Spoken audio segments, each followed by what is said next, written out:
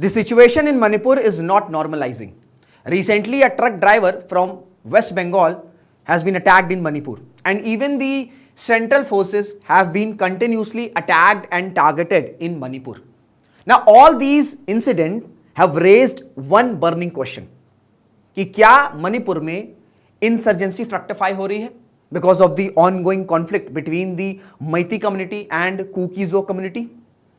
And अगर ये insurgency fructify हो रही है तो किस तरीके से ये इंडिया की इंटरनल सिक्योरिटी पर एक बहुत बड़ा थ्रेट ला सकती है, because this fructifying insurgency will not be limited to Manipur only, इसके replicating effect different north eastern states पर भी होंगे। सो आज के सेशन में हम समझेंगे इसी फ्रक्टिफाइंग इंसर्जेंसी को। This will be a hard hitting video, so it's my request to watch it till the end, and this video will be very useful for your GS paper 3 internal security and specially जो upcoming mains आ रहा है 2026 के लिए, उसमें ये एक potential question भी हो सकता है। हेलो नमस्कार, this is Rishabh Singh and I am glad to welcome you all on Shri Ram's IAS. And आज का जो डिस्कशन होने वाला है वो मणिपुर पर होने वाला है। मणिपुर पर बहुत से डिस्कशंस हो रहे हैं क्योंकि जो कॉन्फ्लिक्ट है वो रुक नहीं रहा है। तो ये कॉन्टेक्स्ट है, कॉन्टेक्स्ट ये है कि ये truck driver from West Bengal transporting rice has been killed in Manipur by an ambush attack. ये कॉन्टेक्स्ट है, बट हमें समझना होगा कि ये जो अटैक्स हो रहे हैं ये आर्म फोर्सेस पर भी हो रहे हैं, ठीक है, पैरामिलिट्री फोर्सेस पर भी हो रहे हैं। इस तरीके से जो लोग ट्रांसपोर्ट या गुड सर्विसेज लेके जा रहे हैं उन पर टारगेट किया जा रहा है। तो ये एक इंसर्जेंसी कहीं ना कहीं फ्रक्टिफाई हो रही है। अब now why does it matter to us? सबसे पहली बात तो ये है कि ये जो ऑनगोइंग कॉन्फ्लिक्ट है जो कि मई 2023 से है, इसने इंसर्जेंट ग्रुप्स को रीसरफेस कर लिया है जो कि कई टाइम से डोरमेंट थे because of the counter insurgency operations, because of the dialogue initiatives by the central government, the state governments. But इस एथनिक वायलेंस ने क्या किया है? इस एथनिक वायलेंस ने इन इंसर्जेंट ग्रुप्स को जो कि डोरमेंट हो चुके थे इनको रिवाइव कर दिया, इनको रिसर्जेंट कर दिया है। अब ये जो ethnic conflict हो रहा है that is going on from May 2023, this had led to bloodshed and displacement. More than 260 people उनकी डेथ हो चुकी है and around 60,000 people in Manipur have been displaced and the number is still going up. By this fructifying insurgency, जो militants के साथ dialogue हो रहा था ये डिरेल हो रहा है, ठीक है। ये डिरेल होगा तो ऑब्वियस सी बात है जो इंसर्जेंट ग्रुप्स हैं, जो उनका एक स्टेटहुड या जो भी इश्यूज रहते हैं जो कि इंडिया की सोवरेनिटी पर थ्रेट है, वो इंपैक्ट होगा। एंड अगर ये इंसर्जेंसी नहीं रुकेगी, this fructifying insurgency of Manipur will destabilise the other parts of the north eastern India. So इस वजह से ये 4-5 ऐसे रीजंस हैं जिसकी वजह से this fructifying insurgency in Manipur matter to Bharat security, the first aspect. इसके साथ साथ आप देखोगे कि जो मणिपुर है it shares a long boundary with Myanmar. Myanmar में civil war, there is a civil war going on in Myanmar. इस सिविल वॉर और ये जो एथनिक वायलेंस मणिपुर में हो रहा है, इससे क्या हो रहा है कि चाइना जो है, चाइना का फैक्टर बहुत इंपॉर्टेंट है। चाइना का जो फैक्टर है, China is helping the insurgent groups that are residing in Myanmar, उनको हेल्प कर रहा है मनी के थ्रू, वेपन्स के थ्रू, जिस वजह से ये जो सिविल वॉर है ये एक डेडली इंसर्जेंसी में कन्वर्ट हो रही है and this can pose a serious threat to Bharat internal security. Done, इस वजह से मैटर करता है। Now what is the core issue of this conflict? There is an ethnic conflict going on between the Meitei community and Kuki Zo community. ऐसा क्यों? The root causes, जो Meitei community है, the Meitei community, this is a majority community in Manipur, this is a majority community in Manipur. Now the Meitei community accorded with a tribal status. अब जब tribal status Meitei community को accord हुआ तो जो कुकीजो कम्युनिटी है जो कि माइनॉरिटी कम्युनिटी है इन मणिपुर, उनका स्टांस ये था कि ऑलरेडी हमने ये देखा है कि पॉलिटिकल पोजीशन पे, इकोनॉमिक पोजीशन पे मैती कम्युनिटी का एक डोमिनेंस होल्ड है, एक डोमिनेंस है, एक इन्फ्लुएंस है। अब अगर इनको एसटी स्टेटस मिल जाएगा, now this status can lead to several benefits for the Meitei community, like protection of the land, quotas for government jobs. So the Meitei community says that we are already in a minority position. Already हम देख रहे हैं कि important positions पे Meitei community है.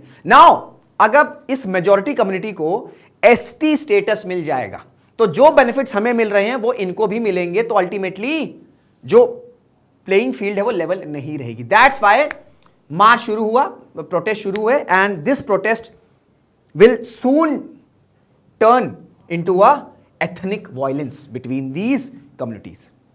ठीक है, between these communities.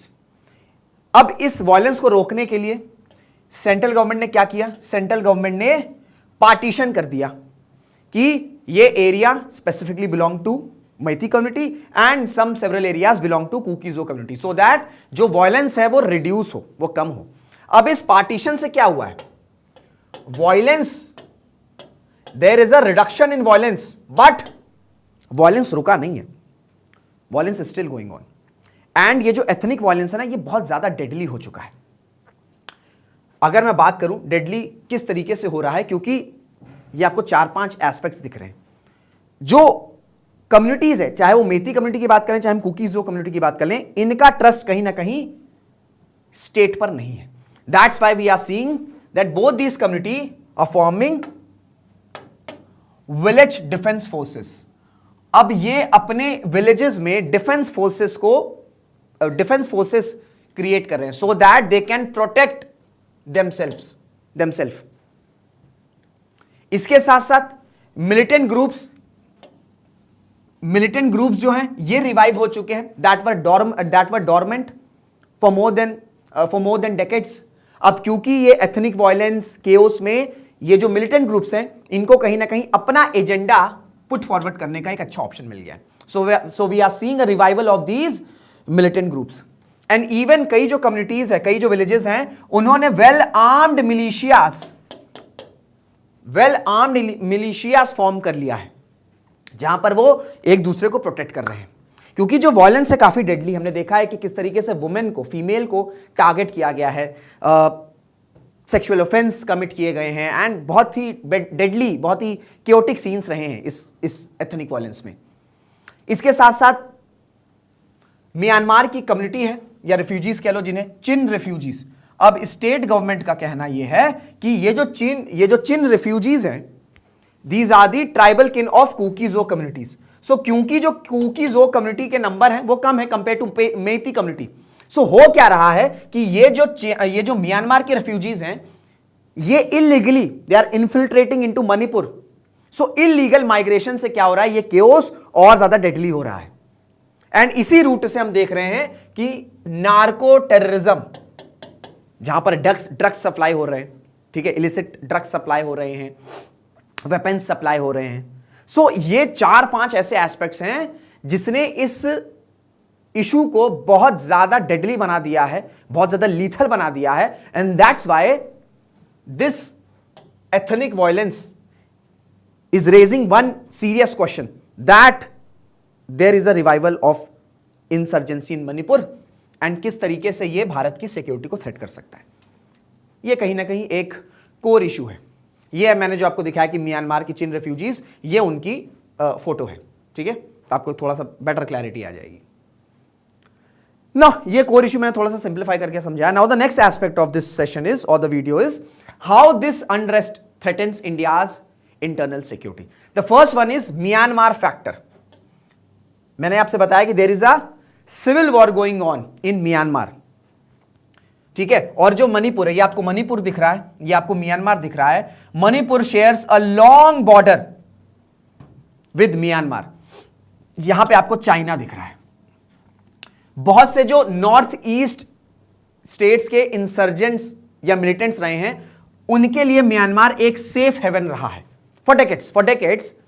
Myanmar एक सेफ हेवन रहा है for all these insurgents militants. So इस वजह से इंडिया जो है वो म्यांमार के साथ अपने रिलेशंस को इंटैक्ट रखता है, क्योंकि हमारे लिए सिक्योरिटी पर्पस से म्यांमार बहुत ज्यादा जरूरी है। बट क्योंकि म्यांमार में ही केओटिक है, केओस है, there is a civil war going on, कौन पावर में कौन नहीं पावर में, you don't have any idea. So China क्या कर रहा है, चाइना इन इंसर्जेंट ग्रुप्स को वेपन्स प्रोवाइड कर रहा है, ठीक है, फंड्स प्रोवाइड कर रहा है, सो दैट ये जो मिलिटेंट्स हैं ये इनफिल्ट्रेट करें मणिपुर में एंड इस एथनिक वायलेंस को इंसर्जेंसी में कन्वर्ट कर दें, एंड जो कि हो रहा है। तो म्यांमार फैक्टर एक बहुत डेडली फैक्टर है इंडिया की इंटरनल सिक्योरिटी के लिए। इस वजह से इंडियन गवर्नमेंट ने क्या किया कि जो फ्री मूवमेंट रेजीम थी म्यांमार के साथ, इसको हमने कंटिन्यू नहीं किया है, इसको हमने खत्म कर दिया है। एंड साथ ही साथ we are fencing the border, we are fencing the border, Nagaland की बात कर लें, मणिपुर की बात कर लें, we are fencing these borders जो कि म्यांमार के साथ हैं, सो दैट ये जो इलीगल इन्फिल्ट्रेशन हो रहा है इसको हम रोक सकें। हम बात करते हैं डेमोग्राफी चेंज हो रही है बॉर्डर स्टेट्स में, बट नॉर्थ ईस्ट स्टेट्स में किस तरीके से हो रहा है उस पर बहुत ज्यादा डिस्कशन होता नहीं है। देखिए ये म्यांमार से किस तरीके से इन्फिल्ट्रेशन हो रहा है एंड ये जो एथनिक वायलेंस है ये किस तरीके से डेडली टर्न ले रहा है। So the first one is the Myanmar factor, जिसमें चाइना का भी एक पोर्टेंट रोल है। ओके फिर कहीं ना कहीं हम ये चीज देख रहे हैं कि ये जो एथनिक वायलेंस हो रहा है, जिसे हम सिविल वॉर, बहुत से एक्सपर्ट्स इसे सिविल वॉर भी कह रहे हैं, इस सिविल वॉर का वेपनाइजेशन हो रहा है। Now what does this mean, what does weaponization of civil war means?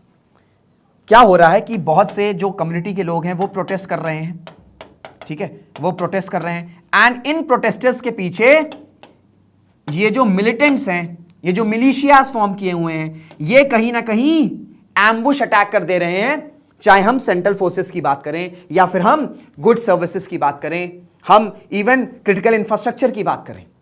तो कहीं ना कहीं इस सिविल वॉर को वेपनाइज किया जा रहा है सो दैट जो इंडिया की इंटरनल सिक्योरिटी है, इंडिया की जो सोवरेनिटी है, इसको इंपैक्ट किया जा सके।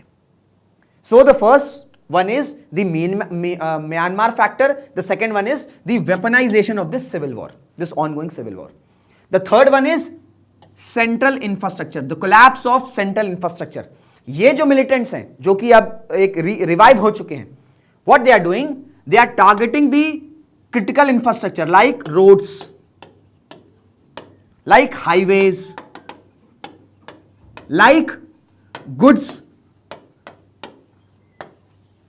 सो इससे क्या होगा, इससे कहीं ना कहीं स्टेट की जो इकोनॉमी है, जो कि ऑलरेडी काफी ज्यादा डिस्ट्रॉय हो चुकी है, वो और ज्यादा कोलैप्स हो जाएगी। And whenever there is a collapse of economy, whenever there is a surge in unemployment, a threat to people's livelihood, क्या होता है, लोग फिर इस तरीके के मिलिटेंट ग्रुप, इंसर्जेंट ग्रुप्स के साथ कहीं ना कहीं इन्वॉल्व हो जाते हैं, because they want their livelihood back. And ये लोग भी ब्रेन वॉश करते हैं, कुछ मनी प्रोवाइड करते हैं कि आप हमारे साथ आ जाओ, हम मणिपुर को अलग कर देंगे, ये वो करके they brain wash these innocent people.